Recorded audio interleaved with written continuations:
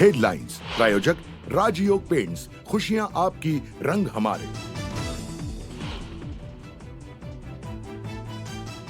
Doctor Babasaheb आंबेडकरांचा 67वा महापरिनिर्वाण दिन, चैत्यभूमीवर अनुयायी दाखल व्हायला सुरुवात, नेते मंडळीही घेणार महामानवाचं दर्शन।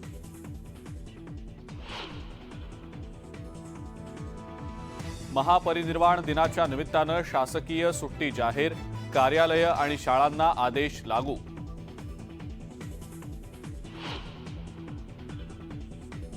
मराठा आरक्षणाच्या बाबत आज सुप्रीम कोर्टात सुनावणी, सरकारकडून दाखल क्युरेटिव्ह पिटिशनवर सुनावणी होणार।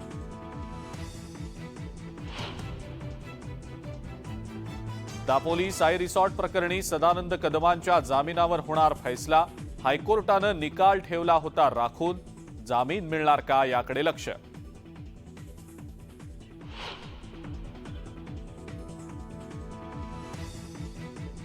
मुंबईतल्या रस्ते कामांसाठी नव्यानं निविदा मागवल्या, 1362 कोटींचा खर्च अपेक्षित।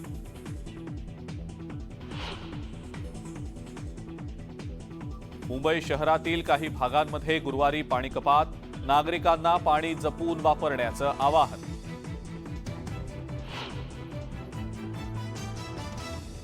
जळगावातल्या नशिराबादमध्ये कापसावर बोंड अळीचं संकट, उत्पादन घटल्यानं शेतकरी आर्थिक संकटात।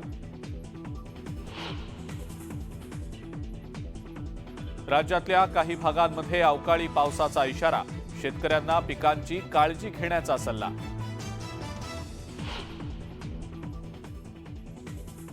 आणि मिचॉंग चक्रीवादळाचा जोरदार तडाखा, पूरस्थितीमुळे तामिळनाडूमध्ये काही जणांचा मृत्यू, तर ओडिशामध्ये सतर्कतेचा इशारा।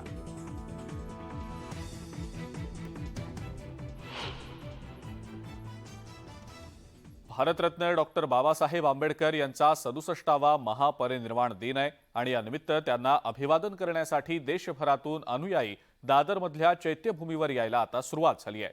चैत्यभूमीवर बाबासाहेबांना अभिवादन करण्यासाठी असंख्य अनुयायी दाखल होत आहेत। प्रशासनाकडून या ठिकाणी अनुयायांसाठी अनेक सोयी सुविधा उपलब्ध करून दिल्या गेलेल्या आहेत।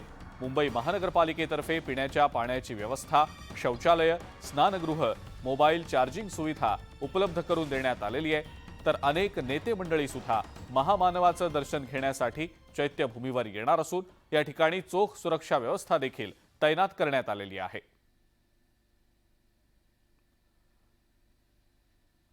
आणि या संदर्भातली अधिक माहिती आपण जाणून घेणार आहोत। विशाल पाटील आपला प्रतिनिधी आपल्या सोबत आहे सध्या। विशाल, महापरिनिर्वाण दिनाच्या अनुषंगाने अनुयायी जे दाखल होत असतात बाबासाहेबांना अभिवादन करण्यासाठी, त्यांच्यासाठी म्हणून अनेक सोयी सुविधा पालिकेने दरवर्षीप्रमाणे यंदाच्या वर्षी देखील केलेल्या आहेत। या व्यतिरिक्त चोख सुरक्षा व्यवस्था देखील तैनात करण्यात आलेली आहे। विशाल, काय सांगता येईल या सगळ्याबद्दल? अजिंक्य, आज डॉक्टर बाबासाहेब आंबेडकर यांचा महापरिनिर्वाण दिन आहे आणि त्यानिमित्तानंच महानगरपालिकेकडनं संपूर्ण तयारी जी आहे ही गेल्या महिनाभरापासून आपल्याला पाहायला मिळते। सकाळपासूनच अनुयायी जे आहेत ते डॉक्टर बाबासाहेब आंबेडकर यांना अभिवादन करण्यासाठी रांगेत उभे राहिलेले आपल्याला पाहायला मिळत आहेत। मग स्वातंत्र्यवीर सावरकर मार्ग जो आहे हा सुद्धा वाहतुकीसाठी बंद करण्यात आलेला आहे, कारण का लाखो अनुयायी जे आहेत हे शिवाजी पार्क परिसरात पोहोचलेले आहेत। भारतरत्न डॉक्टर बाबासाहेब आंबेडकर यांच्या महापरिनिर्वाण दिनानिमित्त देशभरातून लोक जे आहेत ते त्यांना अभिवादन करण्यासाठी चैत्यभूमी या ठिकाणी येत असतात। आणि आत्ताची जर आपण दृश्य पाहायला गेलं तर या ठिकाणी महानगरपालिकेकडनं व्यवस्था करण्यात आलेली आहे। सुरक्षेच्या दृष्टीनं मुंबई पोलिसांनी सुद्धा कंबर कसलेली पाहायला मिळते। जवळपास 2000 पोलीस जवान आणि 300 पोलीस अधिकारी जे आहेत ते ह्या सगळ्यासाठी तैनात करण्यात आलेले आहेत। आत्ताच आपण चैत्यभूमी या परिसरात आहोत आणि चैत्यभूमी या ठिकाणी जर पाहायला गेलं तर आज राज्याचे मुख्यमंत्री सुद्धा या ठिकाणी अभिवादन करण्यासाठी येणार आहेत। साधारणतः सकाळी 8 वाजता राज्यपाल, राज्याचे मुख्यमंत्री आणि राज्याचे दोन्ही उपमुख्यमंत्री हे डॉक्टर बाबासाहेब आंबेडकर यांना अभिवादन करण्यासाठी म्हणून या ठिकाणी येणार आहेत। आणि तशाच पद्धतीची तयारी जी आहे ती आपल्याला या ठिकाणी पाहायला मिळते, कारण का ज्या पद्धतीनं महानगरपालिकेकडनं तयारी करण्यात आलेली आहे। मुंबई पोलिसांनी एक अंदाज व्यक्त केला होता की दरवर्षीपेक्षा यावर्षी अनुयायी जे आहेत हे मोठ्या संख्येनं शिवाजी पार्क परिसरात येतील आणि त्याच अनुषंगानं तशा पद्धतीची व्यवस्था सुद्धा जी आहे ती करण्यात आलेली आहे। जे अनुयायी देशभरातून आलेले आहेत त्यांची राहण्याची सोय ही शिवाजी पार्क मैदानात करण्यात आलेली आहे आणि एकंदरीत या कुठच्याही अनुयायींची गैरसोय होऊ नये याच्यासाठी महानगरपालिकेकडनं आरोग्य कक्षापासून थेट शौचालयांपर्यंत सगळी सोय जी आहे ही केलेली आहे. आता जर आपण पाहायला गेलं तर याच ठिकाणी राज्याचे मुख्यमंत्री जे आहेत हे येणार आहेत. डॉक्टर बाबासाहेब आंबेडकर यांना अभिवादन केल्यानंतर या ठिकाणी त्यांचं भाषण सुद्धा होईल आणि तशा पद्धतीची तयारी जी आहे ही आता महानगरपालिकेकडनं सुरू असलेली आपल्याला पाहायला मिळते. कारण का आपल्याला माहिती आहे दरवर्षी मोठ्या संख्येनं लाखोंच्या संख्येनं अनुयायी जे आहेत हे मुंबईत येत असतात आणि हे अनुयायी फक्त महाराष्ट्रातील नाही तर देशभरातील अनुयायी जे आहेत हे डॉक्टर बाबासाहेब आंबेडकर यांना अभिवादन करण्यासाठी म्हणून शिवाजी पार्क या ठिकाणी येत असतात, चैत्यभूमी या ठिकाणी येत असतात आणि तशाच पद्धतीची तयारी जी आहे ही आपल्याला पाहायला मिळते. त्यामुळे आज संपूर्ण दिवसभरात किंवा शिवाजी पार्कवरती आणि चैत्यभूमीवरती जो आहे हा भीमसागर आपल्याला मोठ्या संख्येनं पाहायला मिळणार आहे. अजिंक्य, बिलकुल. विशाल, आणि वाहतूक व्यवस्थेमध्ये नेमके कोणकोणत्या पद्धतीचे बदल केले गेलेले आहेत त्याबद्दल थोडक्यात काय सांगता येईल? नक्कीच अजिंक्य, खरं तर मुंबई पोलिसांनी या सगळ्या बाबतीत वाहतूक पोलिसांची सुद्धा एक बैठक घेतली होती आणि या बैठकीमध्ये एक निर्णय घेतलेला आहे की सिद्धिविनायक पासून जो स्वातंत्र्यवीर सावरकर मार्ग चालू होतो तो बंद करण्यात आलेला आहे. वाहतुकीसाठी पर्यायी व्यवस्था जी आहे ही आगर बाजारमधून करण्यात आलेली आहे. त्यामुळे पोर्तुगीज चर्च, आगर बाजार या रस्त्यानं तुम्ही दादरला जे आहे हे जाऊ शकता. मात्र सिद्धिविनायक पासून थेट शिवाजी पार्क या परिसरामध्ये जो स्वातंत्र्यवीर सावरकर मार्ग आहे हा मार्ग वाहतुकीसाठी बंद करण्यात आलेला आहे. कारण का या रस्त्यावरती मोठ्या संख्येनं अनुयायी जे आहेत हे येत असतात. कारण का तशा पद्धतीची रांगेची व्यवस्था सुद्धा जी आहे ही करण्यात आलेली आहे. आता जी आपण जर वस्तुस्थिती पाहायला गेलं तर थेट प्रभादेवीपासनं चैत्यभूमीपर्यंत रांगा ज्या आहेत ह्या लागलेल्या आहेत. डॉक्टर बाबासाहेब आंबेडकर यांना अभिवादन करण्यासाठी म्हणून या रांगा ज्या आहेत ह्या लागलेल्या आहेत. त्यामुळे जर स्वातंत्र्यवीर सावरकर मार्गाने तुम्ही जर वाहतूक करण्याचा विचार करत असाल किंवा प्रवास करण्याचा विचार करत असाल तर तो कृपया टाळावा. कारण का हा मार्ग पूर्णपणे वाहतुकीसाठी जो आहे हा बंद केलेला आहे. अजिंक्य, बरं विशाल, खूप खूप धन्यवाद ही जी माहिती दिली त्याबद्दल. आणि या संदर्भातले अपडेट्स आपण सातत्यानं जाणूनच घेणार आहोत.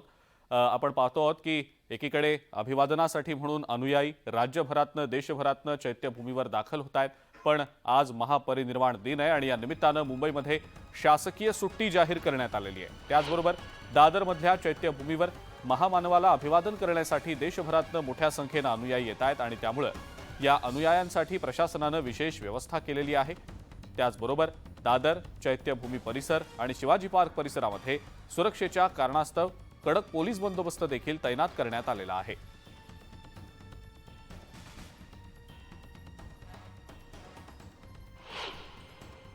अडीचशे अधिकारी आणि साधारण 2000 अंमलदार हे बंदोबस्तासाठी तैनात आहेत.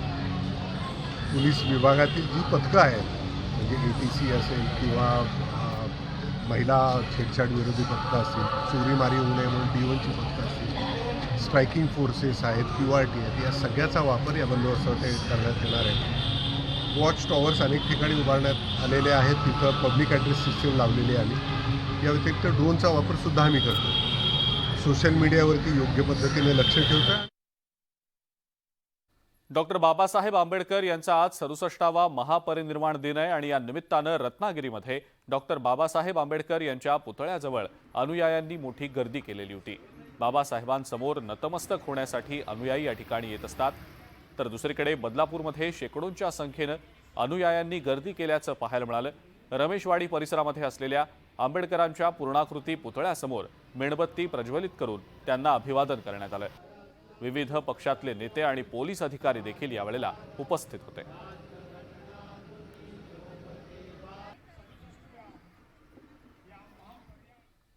रत्नागिरीमधल्या दापोली इथं कॅन्डल मार्च काढण्यात आला.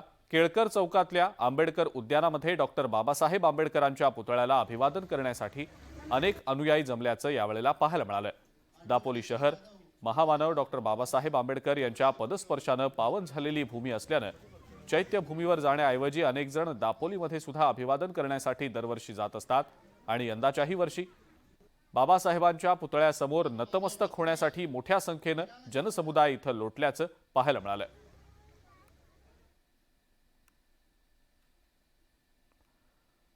आणि यानंतर आपण इतरही काही महत्त्वाच्या बातम्या बघूया.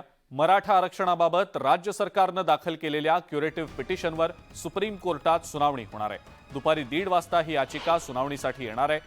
या सुनावणीमध्ये जयश्री पाटील विरोधक आहेत. राज्य सरकारनं 13 ऑक्टोबरला सुप्रीम कोर्टात ही क्युरेटिव्ह पिटिशन दाखल केलेली होती. सरकारनं दाखल केलेल्या पिटिशन नंतर आता ही पहिलीच सुनावणी होतीये. या याचिकेवर आता मराठा आरक्षणाचं सगळं भवितव्य अवलंबून असेल, त्यामुळे या सुनावणीकडे मराठा समाजासह संपूर्ण राज्याचं लक्ष लागलंय.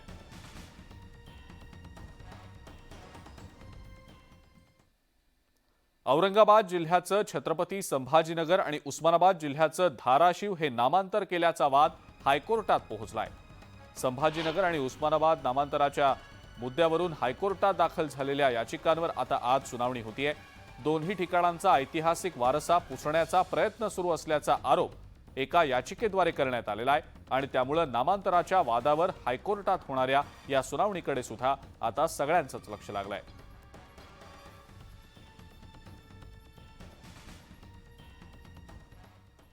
दापोलीमधल्या साई रिसॉर्ट प्रकरणी सदानंद कदम यांच्या जामिनावर आज फैसला होणार आहे. साई रिसॉर्ट प्रकरणी सदानंद कदम यांना ईडीनं अटक केलेली होती आणि त्यानंतर सदानंद कदम यांनी जामिनासाठी केलेल्या अर्जावर मुंबई हायकोर्टात सुनावणी पूर्ण झाली असून कोर्टानं आपला निकाल राखून ठेवला.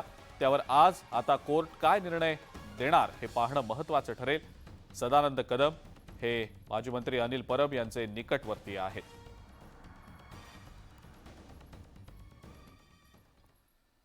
शासन आपल्या दारी या कार्यक्रमाच्या निमित्तानं मुंडे बहीण भाऊ एकाच व्यासपीठावर आलेले होते. विशेष म्हणजे या दोघांनीही एकमेकांचं कौतुक केलं आणि त्यामुळे आगामी काळात मुंडे बहीण भावातील राजकीय संघर्षाला पूर्णविराम मिळणार का अशी चर्चा आता जिल्ह्याच्या राजकारणामध्ये रंगलेली आहे.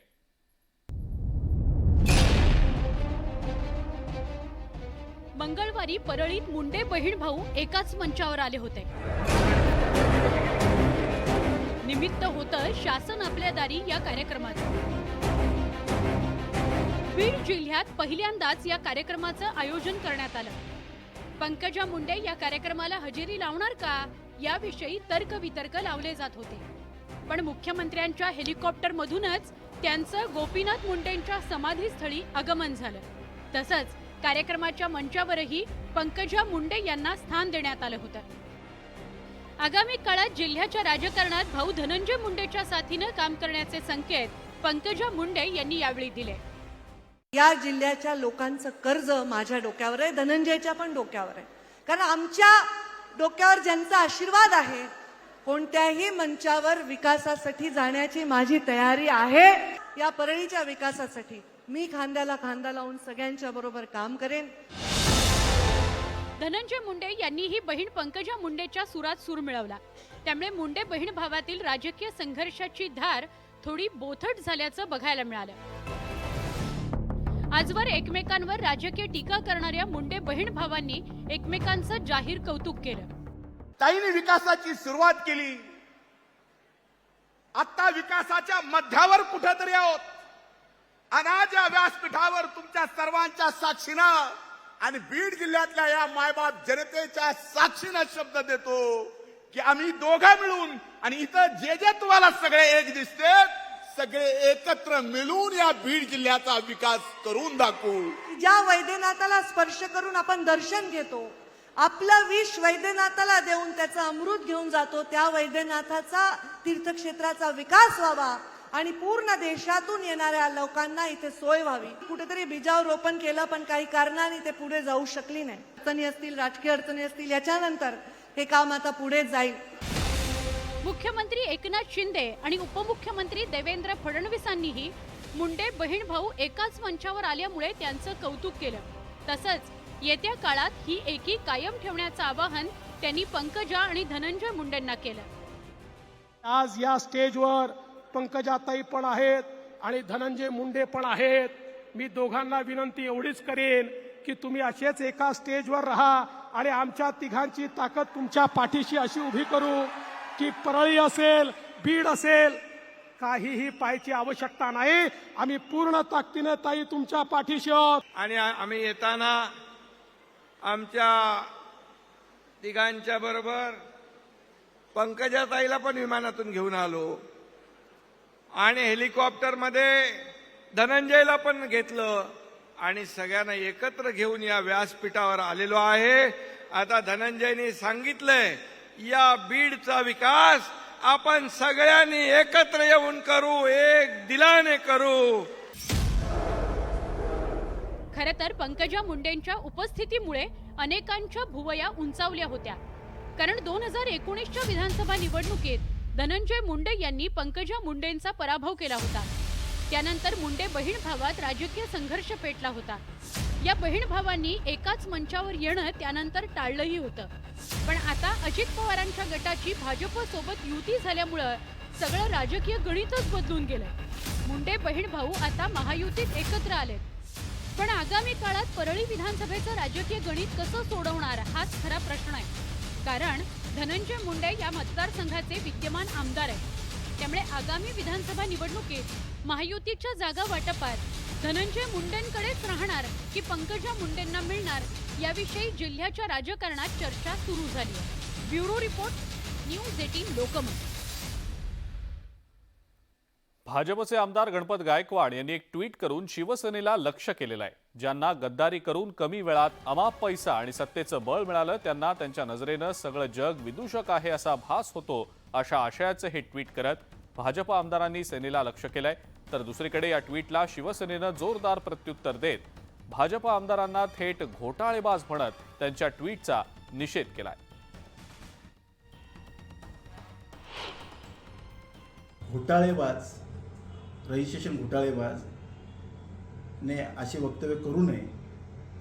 विकास कामाच्या नावाने फक्त आणि फक्त ठेकेदारांकडून दलाली खाल्लेली, टक्केवारी खाल्लेली आहे. कल्याण पूर्वेचा खऱ्या अर्थाने जर कोणी शोषण केलं असेल तर त्या आमदारांनी केलेलं आहे. कोणत्याही प्रकारचे विकास कामं न करता स्वतःचं नाकर्तेपणा झाकण्यासाठी हे विदूषके विधाने करतायत, त्याचा आम्ही निषेध करतो.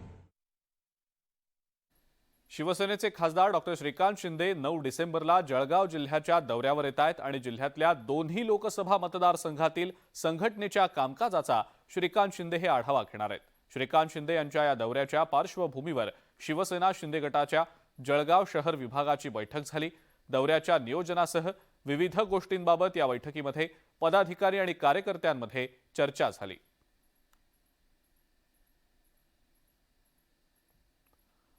धाराशिव जिल्ह्यामध्ये यंदा ऊस लागवडीचं क्षेत्र हे निम्म्यानं घटलेलं आहे आणि अशामध्ये शेतकऱ्यांनी आता ऊसाची लागवड कमी केलेली आहे. अशात जिल्ह्यामध्ये ऊस आणि गुळाचे कारखाने मोठ्या प्रमाणावर सुरू झालेत. त्यांच्याकडून आता शेतकऱ्यांचा ऊस नेण्यासाठी स्पर्धा लागलेली आहे. यंदा शेतकऱ्यांच्या ऊसाला 2800 रुपयांपर्यंतची पहिली उचल मिळतेय. यंदा गेल्या वर्षीच्या तुलनेमध्ये ऊसाला 400 रुपये अधिक दर मिळतोय आणि त्यामुळे शेतकऱ्यांमध्ये आनंदाचं वातावरण आहे. पाऊस थोडा जास्त होता. पाऊस जास्त असल्यामुळे ऊस उत्पन्न थोडं जास्त होतं.